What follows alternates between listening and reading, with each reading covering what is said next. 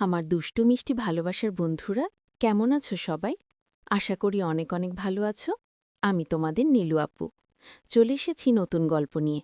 আজকের গল্পটি শুনলে তোমাদের দাঁড়িয়ে যাবে, তাই গল্পটি শোনার আগে অবশ্যই হেডফোন ব্যবহার করো। আমার বড় এক ভাই আর আমি যে ঘটনাটা বলতে যাচ্ছি তা আমার বড় ভাবিকে নিয়ে। বড় ভাই বিয়ে করে ২০০৩ সালে, আর ভাইয়া বিয়ে করে আমার ভাবির পরিবারের সবাই মিরপুরেতেই থাকে। আর বিয়ে দেয়া হয় একই জেলাতে, মানে ঢাকাতে। আমি যখন ভাবির প্রতি দুর্বলতা অনুভব করি তখন তার বয়স ২৩ বছর।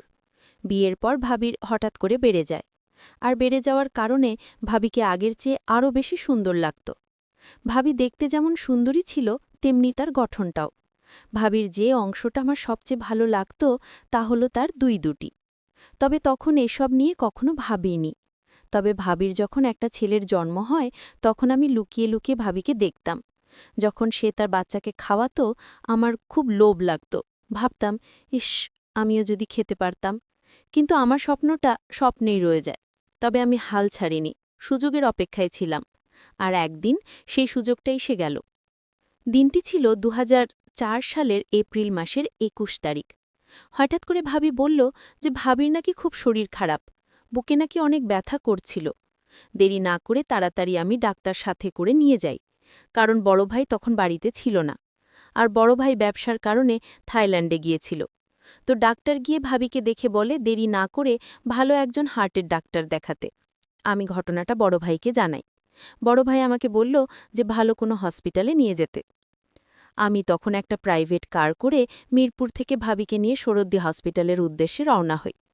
হসপিটালে পৌঁছাতে পৌঁছাতে আমাদের প্রায় কয়েক ঘন্টা লেগে যায়। আমি ভাবিকে নিয়ে আমার পরিচিত একজন হার্টের ডাক্তার দেখাই। ডাক্তার ভাবিকে দেখে কিছু টেস্ট দিল, আর আমাকে কিছু ওষুধ নিয়ে আসতে বলল। আমি ভাবিকে টেস্টগুলো করিয়ে ওষুধ নিয়ে আসি। ডাক্তার ভাবিকে একটা স্যালাইন দিল, যা শেষ হতে প্রায় রাত ৮টা বেজে যায়। স্যালাইন শেষে ভাবিকে কিছুটা ভালো মনে হলো। ডাক্তার ভাবিকে দেখে আরও কিছু ওষুধের নাম লিখে দেয়, আর একটা ব্যথা কমানোর মলম নিয়ে আসতে বলে।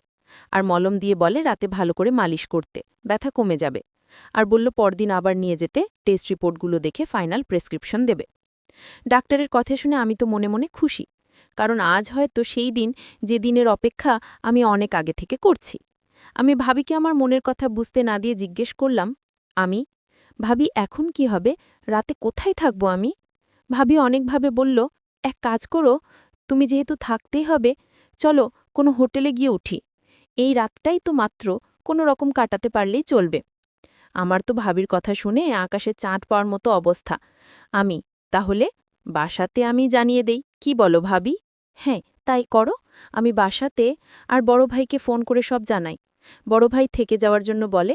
আমি ডাক্তারে দেয়া ওষুধগুলো আর মলমটা নিয়ে বাইরে থেকে খাওয়া দাওয়া সেরে ভালো দেখে একটা হোটেলে উঠি। হোটেলে ওঠার পর আমি ভাবিকে বলি, তুমি আগে ফ্রেশ হয়ে নাও, তারপর আমি তোমার শরীরে মালিশ করে দেব। ভাবি আমার কথা শুনে একটু লজ্জা পেল, আর বলল, তোমার মালিশ করতে হবে না, আমি নিজেই মালিশ করতে পারব। এ কথা বলার সময় ভাবির মুখে মুচকি হাসি ছিল। আমি বললাম, তুমি আগে গিয়ে গোসল করে নাও, তারপর দেখা যাবে। ভাবি গোসল করার জন্য বাথরুমে চলে যায়। আমি ভাবতে থাকি কিভাবে শুরু করব। এইসব কথাগুলো ভাবছিলাম, আর তখনই ভাবি গোসল শেষে বাথরুম থেকে বের হলো। ভেজা ভাবিকে দারুণ লাগছিল। আমি এক দৃষ্টিতে তার দিকে হাঁ করে তাকিয়েছিলাম। সে আমার অবস্থা দেখে বলল, ভাবি এভাবে হাঁ করে তাকিয়ে কি দেখতেছ? আমি, ভাবি সত্যি কথা বলতে কি, তোমাকে আজ অনেক সুন্দর লাগছে। ভাবি, আজ কেন?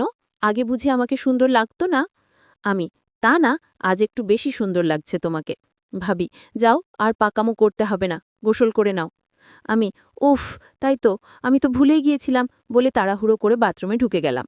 গোসল শেষে হাফ প্যান্ট পরে যখন বের হলাম তখন ভাবি আমার দিকে তাকিয়ে মুচকি মুচকি হাসছিল।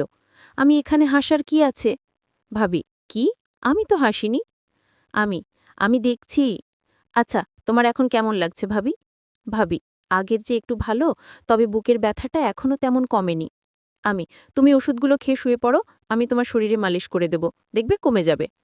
ভাবি, বললাম না, আমি নিজেই মালিশ করতে পারবো, তোমাকে কষ্ট করতে হবে না, বলে ভাবি ওষুধগুলো খেলো। আমি, তুমি পারবে না, কেউ কি নিজের শরীর মালিশ করতে পারে? অযথা বাড়াবাড়ি না করে সুন্দর করে লক্ষ্মীমের মতো শুয়ে পড়ো। ভাবি আর কি করবে, আমার বায়নার কাছে হার মেনে শুয়ে পড়ল আর বলল, অনেক তো মালিশ করার শখ, আজ দেখব কেমন মালিশ করো। আমি বললাম, ও মা, তুমি কাপড় পরে থাকলে মালিশ পরব কি করে? ভাবি, আমি তোমার সামনে কাপড় খুলতে পারবো না।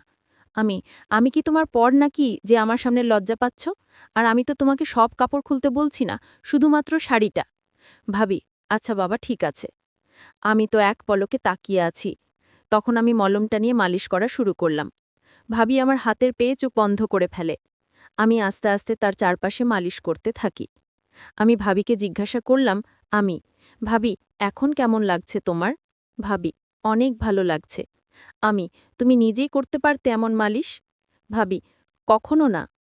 আমি, তাহলে তখন তো খুব বলছিলে তুমি নিজেই মালিশ করতে পারবে। ভাবি, এমনি বলেছিলাম, সত্যি কথা বলতে কি, তোমাকে বলতে আমার লজ্জা করছিল। আমি, এখন লক্ষ্মী মেয়ের মতো চুপ করে শুয়ে থাকো, আমি ভালো করে মালিশ করে দিই, দেখবে তোমার ব্যথা কমে যাবে। ভাবি, ঠিক আছে, বলে চুপ করে শুয়ে রইল। দেখলাম ভাবি কিছু বলছে না।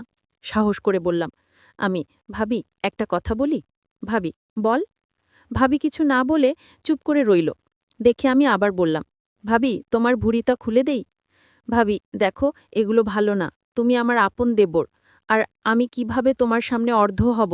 আর আমি তাড়াহুড়োর ভিতরে কিছু পড়িনি। আমি, এখানে তো তুমি আর আমি ছাড়া আর কেউ নেই। আর এখানে খারাপের কি আছে? আমি তো তোমার ওগুলো অনেকবার দেখেছি, তাই আমার সামনে লজ্জা কিসের? আমি তো শুধু তোমার ভালোর জন্য বলছিলাম। এই বলে একটু অভিমানের ভঙ্গি করে বললাম, থাক, লাগবে না, বলে আবার মলম দিলাম। ভাবি কিছুক্ষণ ভেবে বলল, ওমা, আমার দেবরটা দেখি আমার উপর রাগ করেছে। বলে আমার মাথাটা তার দিকে তুলে নিল আর বলল, ভাবি, আচ্ছা তুমি বুঝি আমাকে লুকিয়ে লুকিয়ে দেখতে? তবে দেবর ভাবি, এসব ঠিক না, আর কেউ জানলে আমার তো সর্বনাশ হয়ে যাবে, আমার ঘর সংসার সব শেষ হয়ে যাবে। আমি, তোমার কি মাথা খারাপ নাকি? আমি কেন কাউকে বলতে যাব? তোমাকে লুকিয়ে দেখার কি আছে? তোমার ছেলেটাকে যখন তুমি খাওয়াতে, তখন তো আমি অনেকবার দেখেছি, তবে সেটা অনেক আগে। আর একদিন বড় ভাই যখন খাচ্ছিল তখন আমি দেখছি। ভাবি, আচ্ছা তাই বুঝি, এখন এগুলো আমার কাছ থেকে দেখতে ইচ্ছে করছে? এই বলে ভাবি তার বুড়ি বের করে বলল, দেখো, তোমার যত ইচ্ছে দেখো, আর এগুলোকে একটু ভালো করে মলম। আমি তো খুশিতে ভাবি বসিয়ে দেই। তারপর দুই হাত দিয়ে ভাবির শক্ত শক্ত দুটো ভুঁড়ি দৌড় করতে লাগি। ভাবির ভুঁড়িগুলো দেখতে খুব সুন্দর ছিল। আমি মনের শোকে অনেকক্ষণ পর ভাবিকে বললাম, আমি, ভাবি, তোমাকে একটা কথা বলি, রাগ করবে না তো? ভাবি, না, রাগ করব না। আমি তোমাকে অনেক ভালোবাসি। ভাবি, আমিও তোমাকে অনেক অনেক ভালোবাসি। আমি আমি তোমাকে অনেক ভালোবাসি। ভাবি হতভম্ব হয়ে বলে, আমাকে? আমি, সত্যি বলছি। ভাবি, তোমাকে আমি সব সময় লুকিয়ে লুকিয়ে দেখতাম। ভাবি, কি বলছো তুমি এসব কথা? আর কি কি দেখেছো আমার? আমি বললে তুমি রাগ করবে না তো? ভাবি, না, করব না, বলো। আমি, একদিন তোমাকে বড় ভাই কাজটাও আমি দেখছি, আর তখন থেকে আমারও তোমাকে খুব ইচ্ছে করত। ভাবি না বোঝার ভান করে, কি ইচ্ছে করতো তোমার আমার সাথে? আমি, বড় ভাই যা করছিল। ভাবি, তোমার কি মাথা খারাপ হয়েছে নাকি? তুমি জানো তুমি এসব কি বলতেছ?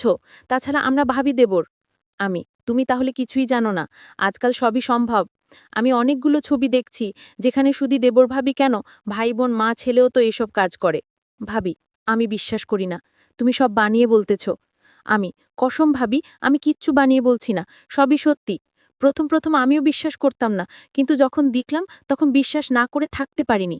আর এছাড়াও বাজারে অনেক গল্পের বইও পাওয়া যায়, যেখানে মা ছেলে বাবা মেয়ে আর ভাই বোন ভাবি দেবরের গল্পে ভরপুর। ভাবি, তুমি কি সত্যি বলতেছ?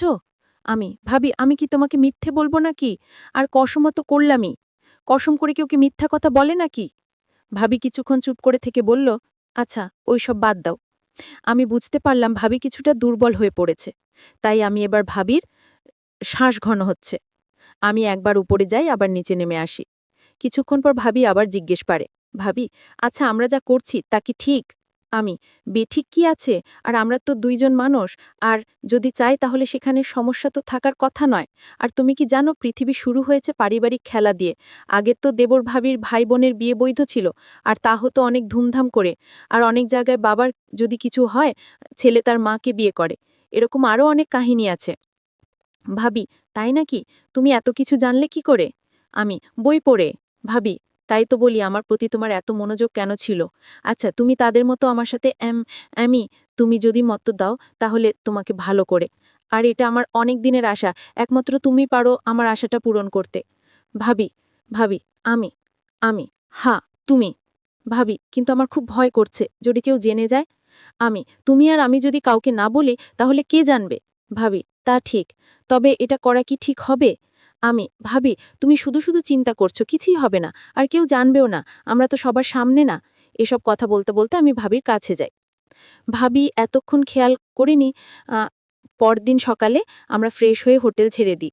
আর আমরা নাস্তা করে